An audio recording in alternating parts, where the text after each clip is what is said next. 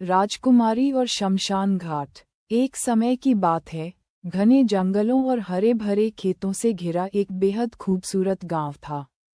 गांव के बीचों बीच भव्य राजमहल खड़ा था, जहां राजा विक्रम सिंह, रानी पद्मावती और उनकी इकलौती बेटी राजकुमारी अनन्या रहते थे। राजा न्यायप्रिय और प्रजावत्सल थे, रानी धार्मिक और करुणामयी थीं, और राजकुमारी अनन्या अपनी सुंदरता, सरल स्वभाव और मधुर वाणी के लिए पूरे राज्य में प्रसिद्ध थी। गांव में हर दिन उत्सव सा माहौल रहता था, लेकिन किसी को अंदाजा नहीं था कि इस खुशहाली के पीछे एक भयानक साया धीरे धीरे फैल रहा है। कुछ समय बाद रानी ने महसूस किया कि राजकुमारी अनन्या अब पहले जैसी नहीं रही। वह अक्सर चुप चुप रहने लगी, उसकी आंखों में अजीब सी उदासी और डर झलकने लगा। पूनम की रात आते ही वह बेचैन हो जाती, जैसे किसी अनजानी शक्ति का उसे बुलावा आ रहा हो। कई बार आधी रात को महल के गलियारों में उसके पायल की आवाज़ सुनाई देती, लेकिन जब कोई देखने जाता तो वहां कोई नहीं होता। राजा और रानी दोनों चिंतित हो उठे। एक रात राजा ने गुप्त रूप से पहरा लगवाया। पूनम की रात जैसे ही चांद पूरा निकला, राजकुमारी ने लाल साड़ी पहनी, बाल खुले छोड़े और बिना किसी को बताए महल से बाहर निकल गई। उसकी चाल अजीब थी, न पूरी तरह होश में न बेहोश। सिपाहियों ने दूर से उसका पीछा किया। वह सीधी शमशान घाट की ओर बढ़ती चली गई, जहां जलती चिताओं की राख और सन्नाटा पसरा था। वहां एक काले वस्त्र पहने तांत्रिक पहले से मौजूद था, जो भयानक मंत्र के साथ पूजा कर रहा था। शमशान घाट में चारों ओर लाल सिंदूर, नरमुंड, जलते दीपक और काले धुएं का अजीब माहौल था।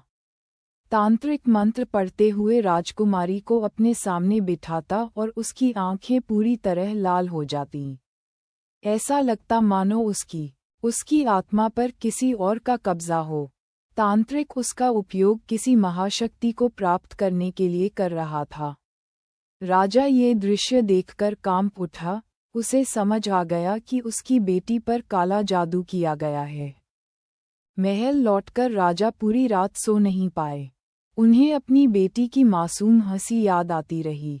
अगले दिन उन्होंने राज्य के विद्वानों, वैद्यों और साधुओं को बुलाया, लेकिन कोई भी उस तांत्रिक के जादू को तोड़ने का उपाय नहीं बता पाया। अंत में एक वृद्ध तपस्वी ने कहा, ये साधारण जादू नहीं है, ये शमशान साधना है। इसे तोड़ने के लिए सत्य, साहस और बलिदान चाहिए। राजा ने उसी क्षण निश्चय कर लिया कि चाहे कुछ भी हो, वह अपनी बेटी को बचाएंगे। अगली पूनम की रात राजा स्वयं वेश बदलकर शमशान घाट पहुंचे। जैसे ही तांत्रिक पूजा शुरू करने वाला था, राजा ने बीच में आकर उसका सामना किया। तांत्रिक जोर जोर से हंसा और बोला, अब बहुत देर हो चुकी है। तभी अचानक आकाश में बिजली चमकी, तेज हवा चली और राजकुमारी जमीन पर गिर पड़ी। राजा ने साहस दिखाते हुए तपस्वी द्वारा दिया गया ताबीज उसके हाथ में रख दिया और मंत्र पढ़े। ताबीज की शक्ति से राजकुमारी की आंखों की लालिमा धीरे धीरे खत्म होने लगी। तांत्रिक दर्द से चिल्लाने लगा, उसकी शक्ति नष्ट होने लगी और अंततः वह राख में बदल गया। शमशान घाट में शांति छा गई। राजकुमारी बेहोश। सुबह होते ही राजकुमारी को होश आया। वह फिर से वही मासूम अनन्या थी। पूरे राज्य में खुशी की लहर दौड़ गई। राजा ने आदेश दिया कि काले जादू और तंत्र मंत्र से दूर रहने के लिए प्रजा को जागरूक किया जाए। गांव फिर से खुशहाल हो गया, लेकिन उस शमशान घाट की कहानी आज भी लोग डर